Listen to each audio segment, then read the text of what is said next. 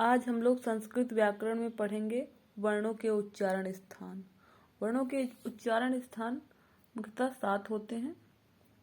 इन्हीं उच्चारण स्थानों के आधार पर वर्णों को विभाजित किया गया है। इन स्थानों से उच्चारित होने वाले वर्णों को इन्हीं के नाम पे जाना जाता है। जैसे कंठ वर्ण पहला है, जो कंठ से उच्चारित होते हैं उन्हें हम कंठ वर्ण कहते हैं। इसके लिए सूत्र प्रयोग होता है अकुह विसर्जनीया नाम कंठा।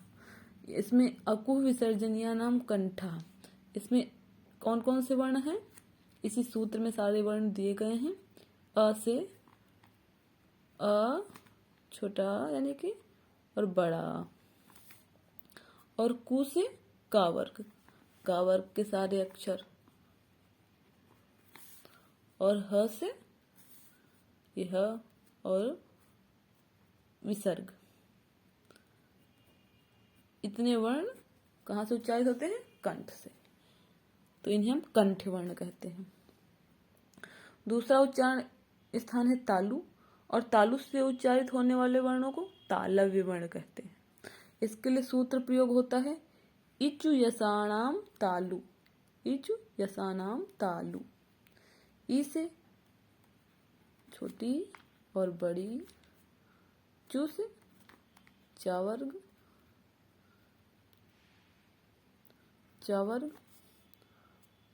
और य और श। इतने वर्ण कहाँ से उच्चारित हैं? तालु से। अगला उच्चारण स्थान है मूर्धा। मूर्धा से उच्चारित होने वाले वर्णों को मूर्धन्य वर्ण कहते हैं। इसके लिए सूत्र प्रयोग हुआ है री टुरसाणाम मूर्धा। री टुरसाणाम मूर्धा। इसमें कौन कौन से? हमारे री, ट से, टू से टावर्ग, टावर्ग के सारे लेटर,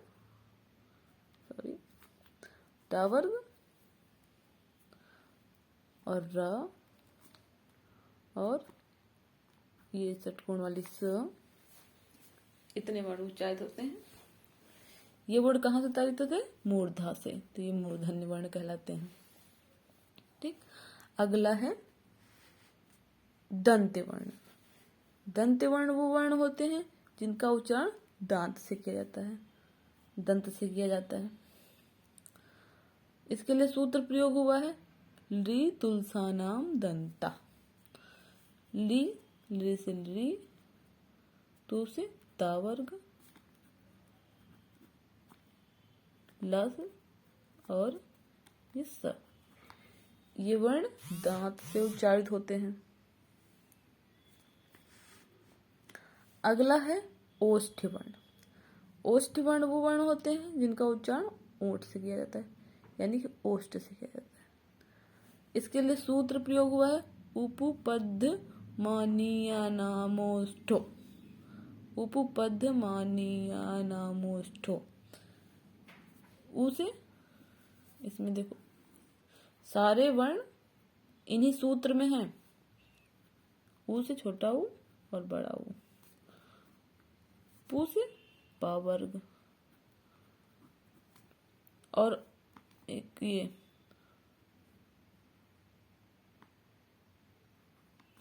ये उपपद्यमानीय नामोष्ठो, और ये उपपद्यमानीय, उपपद्यमानीय।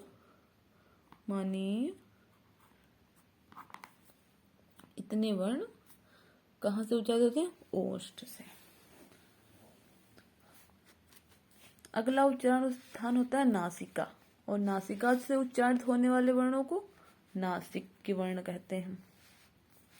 इसके लिए सूत्र प्रयोग होता है इयमांगणा नाम नासिका च, या फिर नासिकानुसार से। इससे सभी वर्गों के अंतिम अक्षर, जैसे हमारा का वर्ग का कौन सा होता है? अंगा, चा वर्ग का इया, टा वर्ग का अड़ा, और ता वर्ग का न, और पा वर्ग का म। ये जो अंतिम अक्षर होते हैं ये और अनुस्वार, ये वर्ण नासिका से उच्चारित होते हैं। अगला उच्चारण स्थान, हाँ अब ये सिंगल वाले हो गए। कुछ वर्ण होते हैं जो एक स्थान से नहीं, एक साथ दो स्थानों से उच्चारित होते हैं। इसमें से इसके लिए सूत्र कंठ तालव्य वर्ण हम देखेंगे यहाँ पे। इसके लिए सूत्र है ए दैतो कंठ तालु। ए दैतो कंठ तालु में देखो सूत्र से हम निकालते हैं कौन कौन से वर्ण आएंगे। ए से ए और ए वर्ण का उच्चारण कहाँ से होता है? कंठ तालु से। दो जगह से बोल के देखते हैं। ए कंठ तालु दोनों यूज हो रहे हैं ना। अगला कंठ और ओष्ठ, कंठोष्ठ वर्ण कहेंगे इनको। इसके लिए ओ दौतो कंठोष्टम सूत्र का प्रयोग किया गया है। ओ दौतो ओ और ये औ, इन दोनों का उच्चारण स्थान क्या है? कंठ और ओष्ठ। अगला है दंतोष्ठ वर्ण, वकारस्था दंतोष्ठम, इसके लिए सूत्र प्रयोग हुआ है।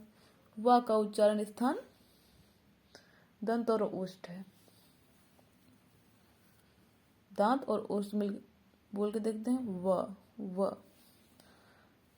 और अगला वर्ण है ये जिह्वामूली। तो जिह्वा के मूल से जिह्वामूली का उच्चारण होता है। इसी के लिए सूत्र प्रयोग हुआ है जिह्वामूलीयस्य जिह्वामूलम।